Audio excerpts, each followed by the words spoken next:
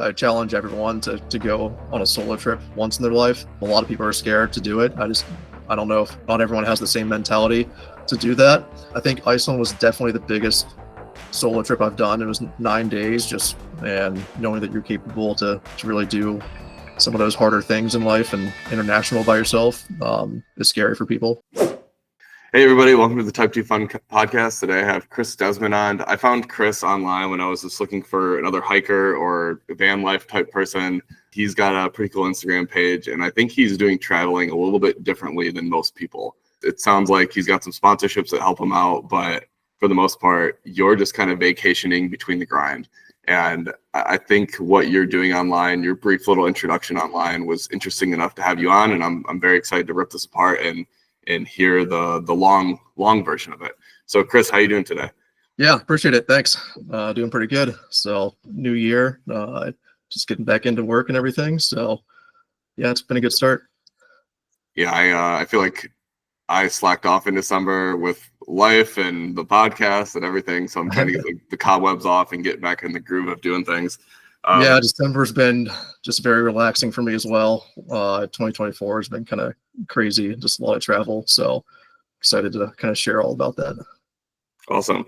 Yeah, and we'll go right into it. Why don't you go ahead and give yourself or give the listeners an introduction and tell us, what started this whole thing and where you are today. Sure. So my background, I still do the 9-to-5 corporate life. I'm an engineer. So I went to school for plastics engineering. It's a pretty specialized degree. So kind of started in the manufacturing world for the first 7-8 years of my life. So I'm born and raised in Pittsburgh, Pennsylvania. So started out there as a project engineer for about 3 years. And then my buddy convinced me to take on another job opportunity in Colorado. This was back in 2016. So been out here a little over 8 years now. And so I did manufacturing, was program manager at the company with him. And then we're all still friends. We also live out here, but we all moved on to bigger and better things. Still about 15, 20 minutes away from each other. So just at different companies now. But yeah, now I'm more focused on the medical device industry. So now I kind of just choose suppliers with my kind of manufacturing background. So I do more supply chain. That was my minor. But yeah, still love it. Great benefits. Good PTO. So that's why I really take every hour that I can when I'm traveling. So I try to utilize that. And yeah, still kind of have that work from home hybrid role as well. So yeah, just try to be creative and use it all. And I think everyone still can take advantage of kind of living that 9-to-5, but also having that adventurous lifestyle as well. Yeah, and I want to dive into what kind of adventures you're doing because, most people, they just look at these pages online like, oh, it would be nice if I just got paid to do this full time and travel around the world. But as you're hinting at it, it's a bit of a grind for most people because you're putting all this effort into your 9-to-5 to then, go and travel and spend that money elsewhere. And it sounds like you have a little bit of a remote hybrid approach, so you can probably take some of that work on the road with you. What types of vacations or things are you getting into when you're going throughout Colorado or to other states? Yeah. So really kind of hit more. I mean, I started hiking when I moved out here in 2016. So did a lot of just local hikes first probably 3 years, so 2019 and everything. Love doing 14ers. So that's a big thing in Colorado. So it's a mountain that's 14,000 feet high. So usually start around probably 10 or 11,000 feet. So it's a pretty good steep physical activity, 3,000, 4,000 feet climb. So yeah, love hiking. That's probably one of my top passions. And then COVID really hit and then just kind of got into it more. Started backpacking a little bit and then started planning some more trips. So I think the big one that really took things off. So I went to Banff in Canada and that was summer of 2022. And before, Instagram's always been evolving and changing. So I was really just more of a picture guy, just like taking photography just on the side. Still learning, evolving from that. But started taking some videos, and some of the videos that I posted in Banff. Yeah, just posted one on Instagram one day. We went to lunch and then checked my phone afterwards and it just blew up. So it was like 200,000, 300,000 views in like an hour. And I was like, what the hell is this? So I was kind of thrown off by that. Posted another video literally like 3-4 days later, and that one also went off. So that week just kind of had a crazy, just kind of spiral of viral videos. Didn't really think anything of it, just kind of thought it was a cool thing. I was like, all right, cool thing. I still didn't really have much followers at the time. I think maybe, I don't know, 2,000 or so. But yeah, so just kind of always posted my hiking trips. But that was really the one that kind of took things kind of to another level. Just kind of went on with my life, posted some more hiking trips. And then 2023 is really when I started doing some more solo trips. So yeah, end of 2022, got out of a relationship. So I think that's kind of what took it to another level as well. So changed my mindset up a little bit and just kind of focused on myself. And 2023 was just a lot of planning for some epic adventures. So did a lot of different solo trips to different national parks. So I have a goal of hitting all the national parks in the US eventually. I'm at 26 right now. So have a couple of goals this year to knock some more off.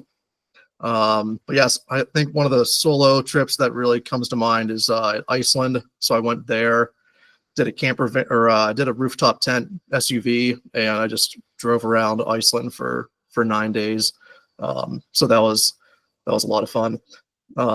So that year kind of took off some more viral videos just here and there. But my page just started growing kind of in 2023 a lot. Really just kind of expanding kind of that adventure role and doing a lot more epic hikes and just a lot of cool views, big sunrise and sunset hiker. So I did a lot of that. I think Washington State was a fun trip as well. So I have a twin brother actually. And he doesn't have the same hiking passion as I do, but we still go on vacations together every year. And so him and his buddies actually invited me out to Seattle in 2023, and it was the All-Star break. So we're big baseball fans as well. So on top of that, I was like, oh, I haven't been to Washington yet, so I'm going to tack on some hikes around here. And I rented a camper van out there for about 5-6 days after the All-Star game, and just did a little solo trip around Washington and hit all the 3 national parks there. So that was a really fun one. I'm actually working on putting a travel guide together for that trip. That was just so much happened that year. So I'm just trying to catch back up to getting all that together. But I do like sharing kind of just free knowledge and travel guides just for people that want to do the same thing. But yeah, I think the Type 2 fun, I definitely cram some things in because I do have that limited vacation. I don't have unlimited vacation.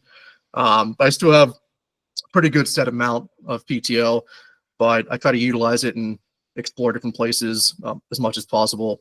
So I'll be putting that together, but I do wake up early. So I'm a morning person. So a lot of my hiking vacations, I'll try to do a lot of cool sunrise hikes. And then really until that sun goes down, I'm really trying to do as much as possible. Yeah, that's good. I actually think that's a pretty good transition because you went into, the fact that you're cramming this in with your PTO. So do you have any like tips and tricks on how you do this with the hybrid or without it? Yeah, I mean, I don't work like too much remotely. Like I have an SUV, so I just got an SUV this year. So I'm going to plan on doing some more car camping. I think I'm going to buy the Starlink. A lot of my van life friends, they have that. So I've tried to utilize a little bit of remote time while still working either in a coffee shop or kind of elsewhere. So you kind of got to maneuver around to make sure you have signal and stuff. And then I work with suppliers all around the world, so the time zones kind of make things challenging sometimes too. But other than that, I mean, yeah, I kind of base PTO and I kind of transition and blend through holidays.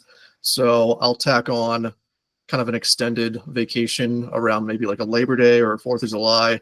So you can kind of utilize and get more time out of your vacations. Yeah, and how do you balance the stuff that you do locally, like local being like Colorado, right? You can get to so much different things within Colorado, and you can Yeah. drive there. I don't know. I feel like when you live in the Midwest, like I do, anything within like 8 hours is drivable. So we just hop in the car and we do these long ass road trips overnight to get places, and that's how we vacation most of the time. And it's much more Yeah. affordable than flying. So I'm curious how you balance the local stuff, driving, versus getting out and like hopping in the plane to go to Banff. Yep. Yep. So local stuff, I'll wake up early or I'll just drive the night before. So if I take off maybe a Friday, I'll kind of go Thursday night, either camp overnight somewhere, just to really extend that time. But I mean, I'm also crazy and I've done 4-hour drives and did a 2-hour hike and then drive back the same day. So there's people out there that do that. And yeah, so I think Colorado has definitely shifted my mindset on driving places, and really just road trips around the area don't affect me. Back in Pittsburgh, I feel like if I was to drive somewhere more than an hour and a half, it would be kind of like a mental like bubble. I like a lot of, I don't know, just I think it's just a whole different mindset back there. You don't have that scenic views like Colorado. So I think there's just a different shift in that mindset to go further places and not have it bother you. And I can totally relate to that because Michigan, especially lower Michigan, is very boring. So if I'm going anywhere, I have to get through that initial lameness. I have to go 5 hours to either get to UP or try to get out of the Midwest, and even that's just really blah. So you're kind of tuned into whatever you have on your radio or your whoever you're riding with to kind of distract you until you get to that scenic stuff. But thankfully out in Colorado, I mean, you can get to Utah and all that within a reasonable time frame. Moab's only 5.5, 6 hours away. So Utah's a lot of fun stuff. So I've been out that way a lot. Did all the big 5 national parks. So I did a road trip out there last year. I go there every year. Around April time is usually when I go there. It's just I feel like it's March, April is the best weather for right before it gets hot. But also our vacation doesn't roll over. So every April is when we have to kind of use up our rest of our hours. So that's kind of where I always plan like a March, April kind of road trip somewhere, just to use the rest of the PTO hours up. Yeah, and I know that you're doing a lot of hiking, and you've mentioned these camper vans a lot. So I would have to imagine that there's all these kind of things that you're doing to cut costs and kind of make things cheaper. Like obviously you can fly to Canada and get an Airbnb, but maybe you're also living off your bag or renting a camper van. Like, are you kind of navigating all those different spaces and using that to your benefit? Yeah, I've done like one Airbnb partnership. I haven't really dabbled too much in that. It's kind of it's a whole different grind. I feel like the hospitality lodging space. I'll do it every once in a while, but just not really my main forte. But yeah, the camper van that kind of came into the waters two falls ago. So I partnered with a company, and typically it's just during the off season, so when they have more vans available. So I'll do a fall road trip. So it's been Washington and Oregon the past couple falls. So that's kind of how I have that partnership that definitely saves on accommodations. So yeah, definitely love that mini van life that I can be a part of every once in a while. Haven't saved up enough yet to fully commit to buy a van yet. Maybe one day. But yeah, I try to utilize even that, or if I do road trips myself, I'll do a mixture of tent camping. Now that I have a SUV, I'm going to do a lot of car camping, and then maybe a mixture of some Airbnbs. I've done hostels before too. Doesn't bother me. I'm 33.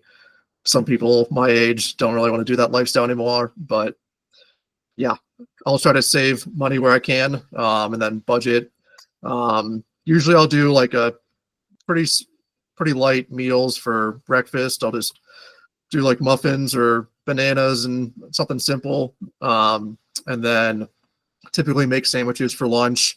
And then sometimes I'll splurge and I'll do a brewery and some dinner. Another thing I do, I'm a big brewery, craft beer guy. So every place I go, I try to find a brewery, and I'm a big sticker guy. So I have a whole beer fridge in my garage just full of different brewery stickers. So do that too. I feel like that comes with the territory. If you get into hiking, you have to like breweries. Or Yeah, biking. basically. Yeah, that's really cool. I love to hear all this. My family, I have a family of I have 2 young kids that are under 4, and my wife, also 33. So a couple connections there. We did a big truck camping trip where we kind of drove around the United States and saw a bunch of stuff in national parks, and it was great because I think the whole trip, month long, we spent like $20 in housing, and that was because we had to pay to camp at Big Bend. Okay. But now that we have the family, we know that the truck camping is not so realistic. So we bought a pop-up camper, and we use that to kind of camp around, and we've towed that out to Colorado, and Yeah. I've done a lot of stuff with that. So Another very cool. Yeah, another app. I don't know if you use it. So I do a lot of dispersed camping. So it's free Yep. camping around public lands. It's called iOverlander. So it's a free app. I use it a lot, and it just has a pretty big community that just kind of shows you where there's some free dispersed camping at. They'll have updates of the coordinates. So it's pretty cool. That one, and I think Dirt is another one that I've used before too. Yeah, well, since we're talking about apps, like what else are you using for hiking, or did that kind of accommodate the hikes and everything too? I use All Trails a lot. I mean, I'm an ambassador for them as well. So they've reached out to me, I think, after that Banff videos. So I've been just an ambassador for them. Nothing special. The pro plan is fun. I definitely recommend just downloading offline maps just in case you get lost. So I definitely plan ahead, and I'll kind of bookmark the hikes that I want to do, and then I'll download those offline maps. Sometimes those trails get a little tricky, so you just want to make sure you're following them pretty good. And then you said you had a SUV. Like, do you have anything special going on with your camping inside the vehicle, or is it just like a tent on the side of the road? So yeah, I have a air mattress. So I actually did a brand deal this summer after I bought the SUV. So it's kind of like a custom fit car air mattress, and it fits in the back of my SUV. Kind of like 2 different single sleeping pads almost. So they can zipper up to 2 of them together, or you can have one. So I'll have one kind of rolled up so my dog can sleep on the other side. So I've been using that, and it's been pretty fun. My friends have kind of like a big conversion kit that they can kind of pull out the drawers in their trucks and stuff. So I haven't gotten to that level yet, but I think that'll be a fun thing to do as well sometime. Is that the decked That's a brand. They've just built their own DIY ones custom, Okay. so it's pretty cool. Okay. Yeah, that's great. Yeah, so I mean, you said you have this goal to visit all of the national parks in the United States. How many are there? You said you've done 33, I believe. Done 26 so far. 26. Yep. Okay. Yep. And yeah, how many are there? I guess what's on the docket for the next big ones you're gonna hit up? Yeah. So I did there's 63, I believe, national parks. So I have a handful to do left. I'm probably going to do some New Mexico, and maybe some of the Texas one, maybe in the spring, just to cross off those ones. So I've done most of the southern western ones. I'm also going to do a road trip to San Diego with my dog. So I have a goal this year to have my dog visit both oceans. He's getting a little older, so I'm just trying to just have him adventure more with me as much as possible. So he's still kicking it though. He's 9, but he still climbs 14ers with me. He's an Australian Shepherd, so he's still full of energy. So I'll probably do some California national parks as well. That gets a little challenging with the dog since 90% of national parks aren't dog friendly. So I got to figure that out still. So I'm going to do some research on how I can do that, or if I have some friends in the area, maybe dog sit a day or two. We'll see. So yeah, California and New Mexico are kind of the ones I'm going to target this year. And then I've done the hardest one, or I guess the least visited one, in 2024. It was the Isle Royale National Park. Have you ever heard of that one? It's an island in Lake Superior, Michigan. Yeah. Yep. I went to school pretty close to there actually, but I've not been out on that island. Yeah. So that one's, I guess, not much people just know about it or really go to it because it is hard to get to. It's like a 3-hour ferry ride one way. So I was crazy. I did a day trip. I did not take the ferry. I splurged on a seaplane. So I did do I probably did about 10, 12 miles of hiking in one day. And then I flew back for sunset in the seaplane again. So just wanted to cross it off the list. But if I had to do it again, I would definitely plan it better. The only reason I did one day is because I was on a family vacation. So my family is not insane like me. So I just wanted to have a little solo day to myself. And saw the national park was only an hour away from where we were staying. So I was like, all right, screw it. I'm gonna do this day trip real quick. I'll catch you guys for dinner at night. So that's really cool. I mean, what was that process? I would have to imagine that people have plans in their hangars, just kind of waiting to Airbnb out or whatever the hell they call it. Yeah. So I had to pivot because I booked a little bit last minute the seaplane and they didn't have a spot for me. Usually solo traveling is kind of easier since one spot's not too hard to grab. So thankfully the weather was actually bad that day that I wanted to go. So we actually pivoted some family plans backwards anyway. So the day that was bad weather, we did something else. And then the next day I was able to get a spot on the plane. So it just worked out. That's cool. Yeah. You mentioned the dog thing. So when we did our truck camping trip around the US for a month, we had a puppy with us. And we were afraid that puppy was going to just sit in the backseat. And if you don't have eyes on it, it was just going to like gnaw on every single interior piece in that truck. So we ended up taking one of the seats out, building a stage, and then just plopping his crate right there. And it was great because he could just like see over the center console, hang out with us and everything. And now that you mention that, I do remember them having dog restrictions on the trails at these national parks. Yeah. I mean, a lot of them, you can bring them to like paved, like a couple very small paved ones around the visitor center. But other than that, that's about it because they really don't want any disturbance, moose, bear, anything like that. I understand it. So it is what it is. But yeah, you just got to respect those rules. Yeah, we ended up just finding a lot of very short hikes. And by the end of that trip, and I'm sure your dog's similar, our dog was so comfortable in the vehicle that they didn't care. So we would go out and do like an hour-long trip or hour-long hike, come back, and the dog would be there. We actually went to Death Valley, and obviously you can't leave a dog in the car during that. So we're running the AC. We lock both the doors. That truck is just screaming, trying to keep the truck cold. And we do like a 15-minute hike where you could pretty much see or hear the truck the whole time. Overlook. Yeah. Yeah. But that was cool. And it was really fun having the dog there, especially when you're kind of settling down for the night and whatnot. If you do Texas, Big Bend was unreal. And I never hear anybody talk about it. Yeah. Yep. It's that's great. the one I keep hearing about. And you got your like Suburban. So, or what is it? SUV, Suburban? Yeah, it's SUV. Yeah, it's just like a Kia Sorento. So, yeah. There's like they have a lot of campsites that are only off-road accessible there. Oh, okay. And it makes for a really, really cool experience because you get to just soak in the environment while you're kind of two-tracking through this really unique park.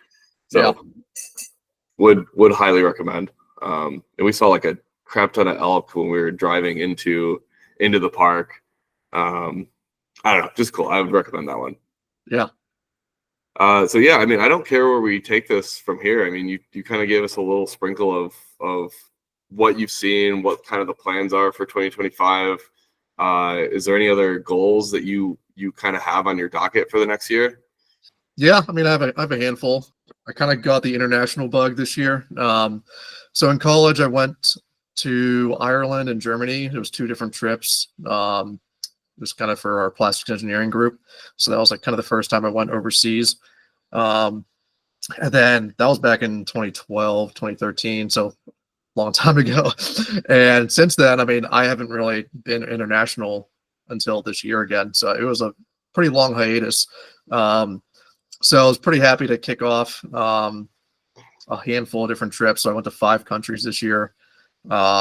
Chile for Patagonia, France, Switzerland, Italy for a big 100-mile hiking trip. That was pretty amazing. And then ended it with Peru on another backpacking trip too.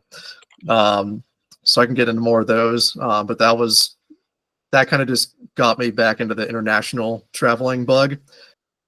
Next year, I don't know if I'm going to go crazy with 5. I mean, that was a lot this year. I think I'm just going to do 2 to 3 new countries just to kind of sprinkle it in, because I do want to do more national parks this year around the US and more car camping. Might not be as big as 2024, but yeah, I still want to go overseas and explore a little bit more. So I don't have too much booked at for 2025 yet, but the one trip I do have is Dolomites, Italy. So I am excited about that. It's a pretty famous hiking trek. So it's been on my list, my radar for a couple of years now. So that's going to be end of August. So yeah, looking forward to that one right now. Yeah, and this kind of reminded me. You said that you've done a lot. I think you said in 2022 you did, or 2023 you did a bunch of solo trips, and then 2024 you kind of dove into that group trip more often. Do you have any kind of retrospection on solo hiking versus group hiking? Which one do you prefer? I mean, pros and cons. Yeah. I mean, I think obviously I like solo hiking a little bit more. You just kind of have your own space. There's really no time crunch to be anywhere. You kind of just make your own schedule, and you can. I think it's a better, stronger mindset. I challenge everyone to go on a solo trip once in their life. A lot of people are scared to do it. I don't know if not everyone has the same mentality to do that.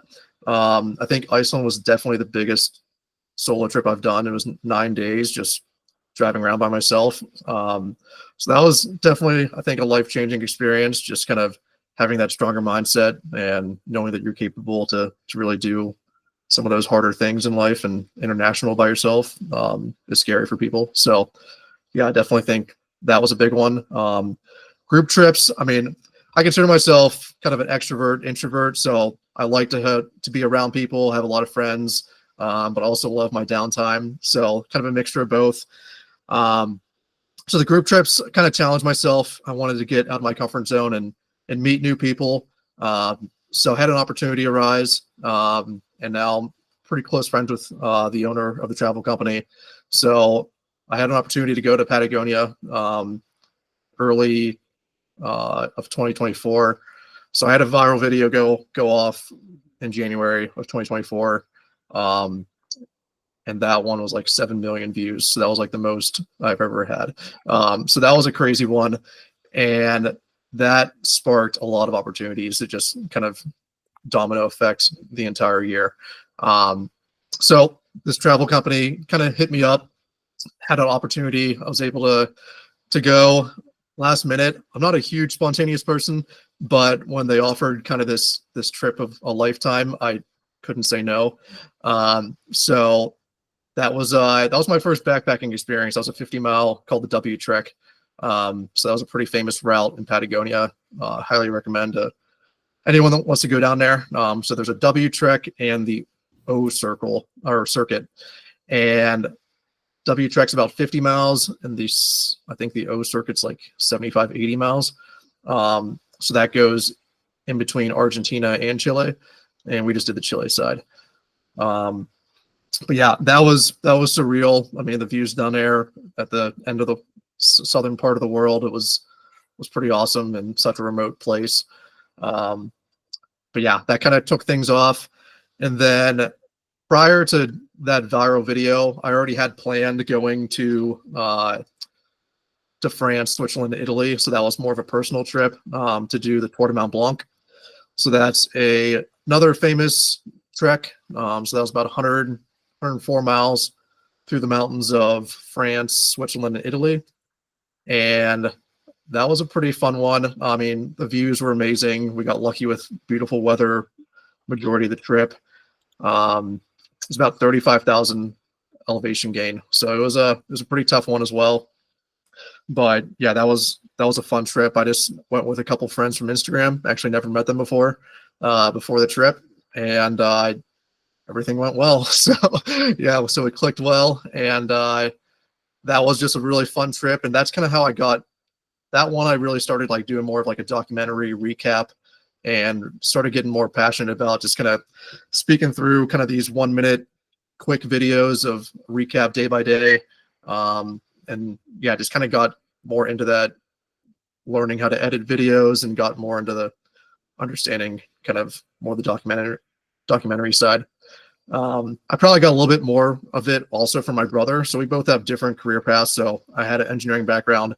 He actually went to school for videography, sports broadcasting. So I kind of got that, I think, skill set maybe rubbed off on me a little bit as well. So we both have an engineering background, and I'm having so much fun just like tinkering with these social platforms and kind of learning what people like to engage with and whatnot. oh yeah, I'm just learning as I go. I'm definitely an amateur in my mind. So, but I'm definitely getting better day by day on just kind of different ideas and different transitions, how to spin it.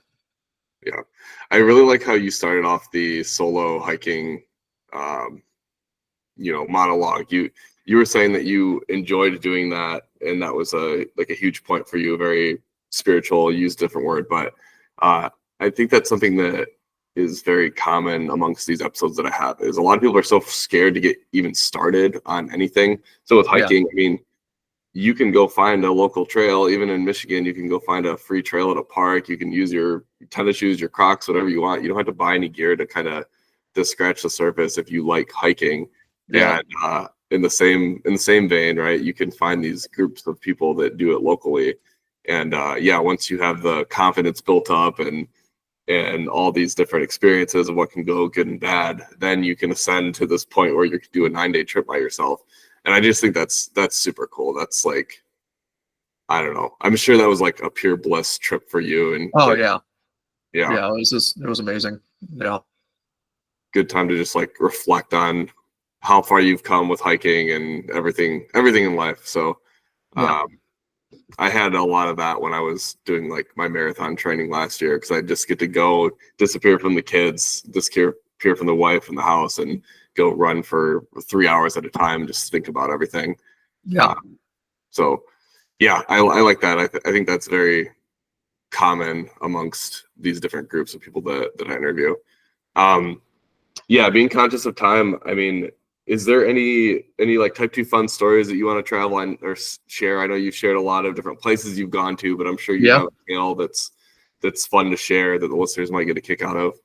Sure. I mean, I think the most challenging ones was this year was, so I just started kind of getting into mountaineering as well this year. So my buddy, he is type 2 times 100. So he does ultra marathons. He convinces me to do some of these bigger challenges that I'm used to. I'm not going to be running 100 miles anytime soon, but he convinced me to do this mountaineering hiking trip, Mount Shasta, and that's in California. And it's a 14er, but it's more of a technical climb. So we needed mountaineering gear. So we needed spikes and an ice axe, helmet, and everything. So that was my first time ever doing that. So that was a 2-day trip.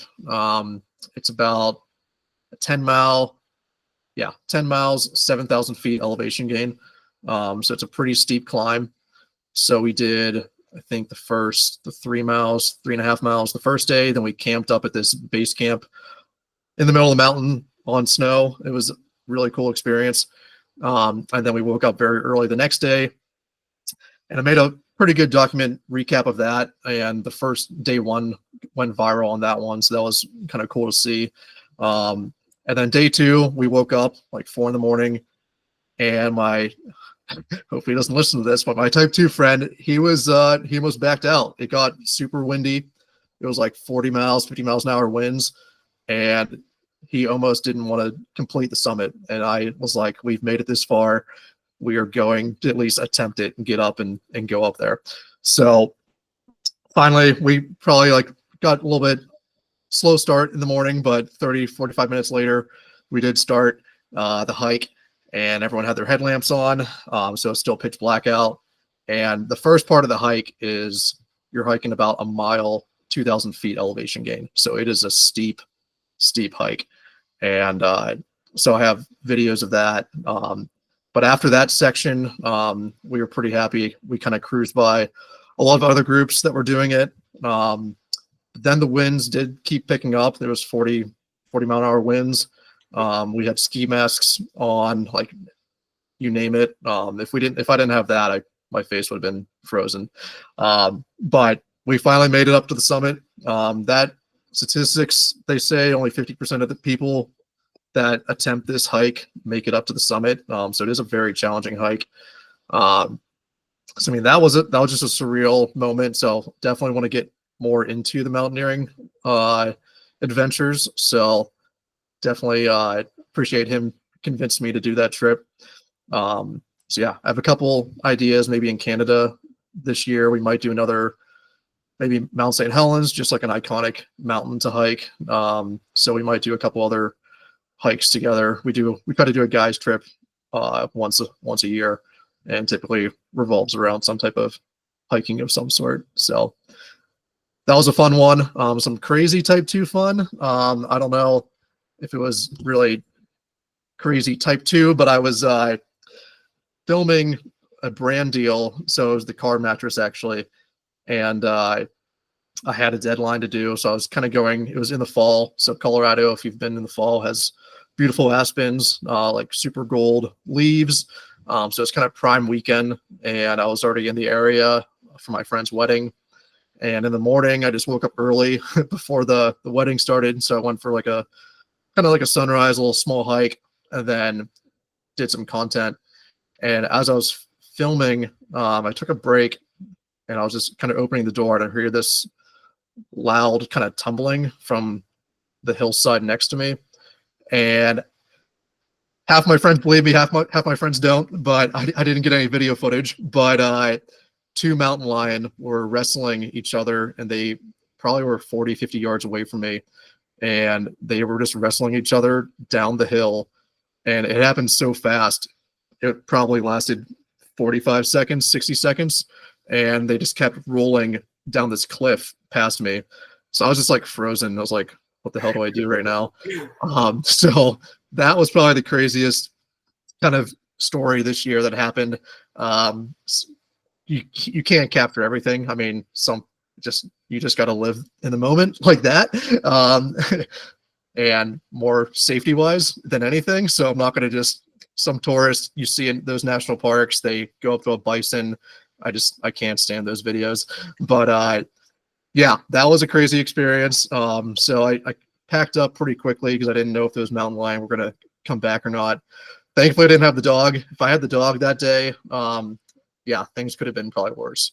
So yeah, did a quick video content for that. And that was unexpected to have that happen so close to me. Yeah, don't mess with mountain lions. That's terrifying. No, you don't mess with them. I feel like you mentioned that your buddy almost wanted to stop like finishing the trip because of the winds and everything. I've had a couple mountaineers on, and they are the most cautious people. Like, oh yeah, no, he was very knowledgeable of all the mountains. Like, this was not his first rodeo, so yeah, I should have trusted him more. But I was just determined at that point to make it up to the top. They'll not gladly, but they'll go somewhere, and if the weather doesn't work out or participate, then they know when to call it, so they can live to climb another day. Yeah, so that's reassuring to hear other mountaineers kind of saying the same thing. Yep.